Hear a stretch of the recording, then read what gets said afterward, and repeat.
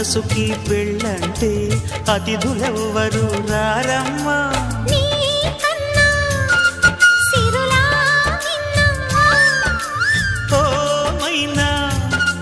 మనమను మెచ్చిన మనసులు పెట్టిన సుముహూర్తం ఇది. వధువై రానా మరి కిలకిల నవ్వే కోయిల కోసం వచ్చింది మధుమాసం.